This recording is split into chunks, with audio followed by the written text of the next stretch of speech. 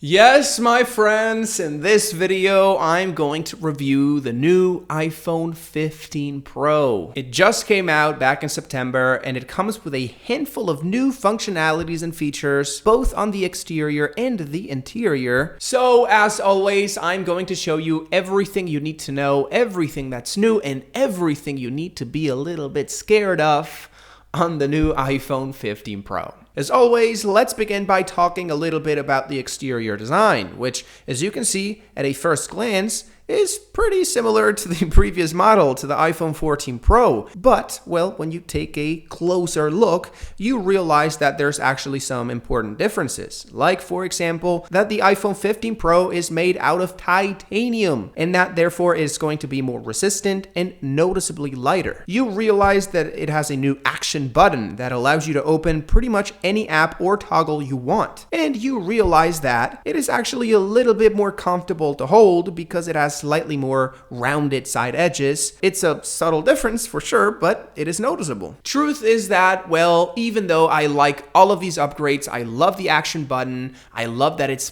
a little bit lighter, and I love that it's more comfortable to hold, I can't help it but to feel a little bit disappointed that the side edges are now matte. They have a matte finish now, and even though I guess it's a personal preference, some people like it better than the previous glossy finish, I just feel like it feels less premium. I mean, the normal iPhone 15s and 14s and 13s had the matte finish, and the Pro phones had a glossy finish, and they felt more luxurious, I guess, and now they don't. So I don't know. I guess it's just me. Maybe it's me, and you don't really care, or you prefer it this way, but I felt like I wanted to tell you. But anyways, let's move on. It's time to talk about the interior components on the iPhone 15 Pro. More specifically, it's time to talk about the processor, which in this case is the new A17 Pro chip, combined with 8 gigabytes of RAM, which is kind of a big deal for an iPhone. It is a lot of RAM, and well, of course, being a new flagship iPhone, every app is going to load up instantaneously. It's going to feel amazing, and your experience using the phone is going to be impeccable, which of course translates to your gaming experience. Every game is going to play amazing also at maximum settings and without any performance issues. In fact, it is so powerful that Apple has decided to launch console games for it. Like proper console games, like Resident Evil and other AAA games like Assassin's Creed, and they work great, at least considering that this is just a mobile phone. But my friends, it doesn't stop there because, as you've probably heard, the new iPhone 15s have USB-C. Yes, it happened. Apple decided to include USB-C on the iPhone. Well, they didn't decide to do it. The EU forced them to do it, but it happened anyways, and I'm happy because now you can connect your iPhone to any display, add a controller to the equation, and start playing like you normally would without having to have your console at home or even have a console at all. This is a revolution, my friends. Think about it. Like, maybe now games play barely like they would on a PS4, but imagine on the iPhone 18. You're going to have like a console in terms of power, so you're going to be able to play the new GTA 6. You're going to be able to play all the console and PC games that exist, not only on your phone, but on your desktop display, on your TV, with a controller, with maybe mouse and keyboard in the future.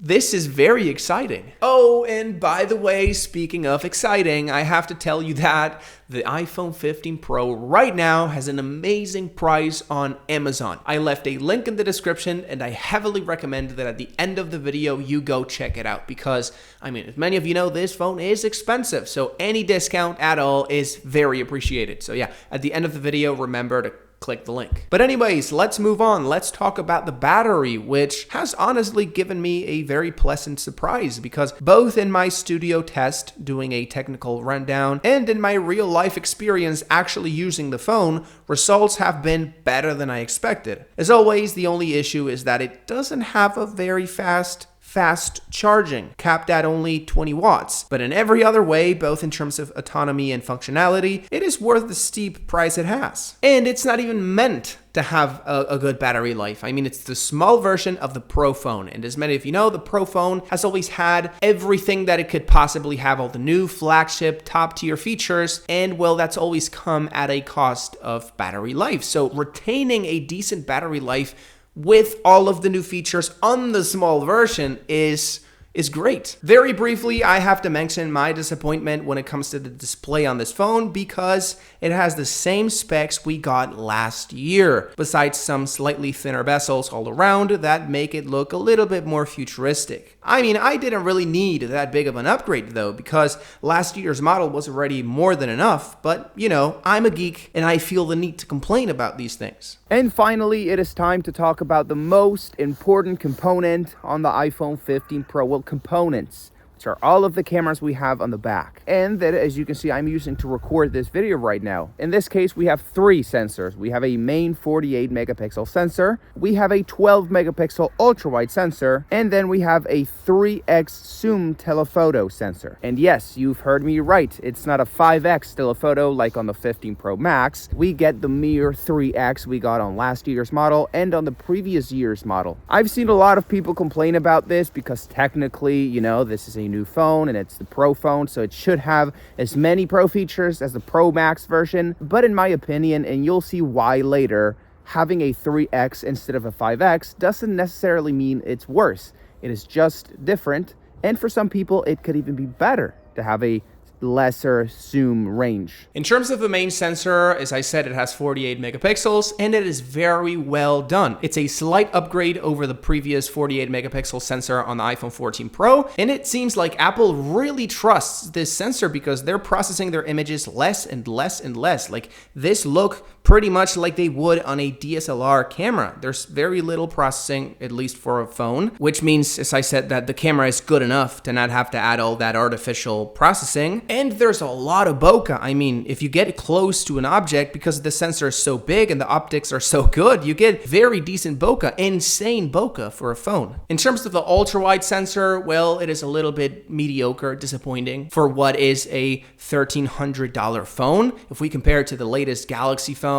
it's a little bit under what we get in those phones. It just lacks a little bit of detail, a little bit of just, I don't know, quality, which doesn't mean it's bad. It's a very good camera. Remember, this is a flagship phone, but yeah, if you really use this camera or really need this camera, you should know that it is not the best one you can get in the world. And when it comes to the zoom sensor, as I said, it's a 3x telephoto, not a 5x, which is not necessarily something bad because sometimes you don't need that big of a close-up, that big of a zoomed in image. So it's better to have a 3x. And some other times, the opposite happens. You need more zoom, so the 5x comes in handy. I feel like it's just a different camera, not a worse or better camera. In terms of the quality, I think it's pretty much identical to last year's, which means very good. It is a big sensor with premium optics, so you're gonna get that natural bokeh on the images, a ton of detail. As always, I need to emphasize that these three cameras are different cameras. A lot of people think that the only difference is the zoom range. One is 3x, one is 1x, one is 0.5,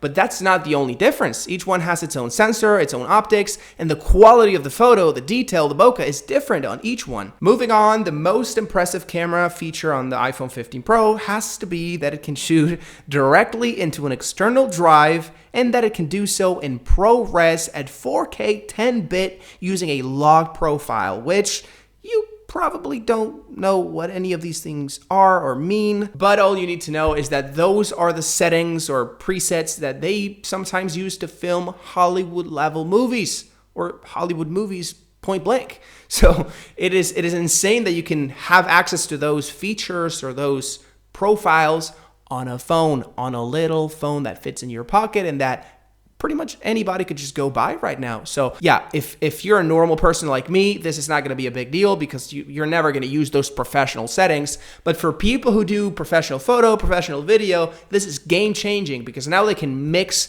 the footage from their iPhone to the footage from their professional cameras. And so they can now use this as part of their equipment to film TV shows or movies. And that's actually pretty insane. So conclusion, is the iPhone 15 Pro worth it? Well, it depends. If you are, as I said now, just a couple seconds ago, in the photo or video field, yes, even if you have an iPhone 14 Pro, because now you can use this very professional settings, I think just because of that, it is worth it. If you have an old phone, like an iPhone 11 or 12, also, I think it is worth it to make the upgrade and buy this one. You're gonna have a way better processor, way better camera, a lot more features.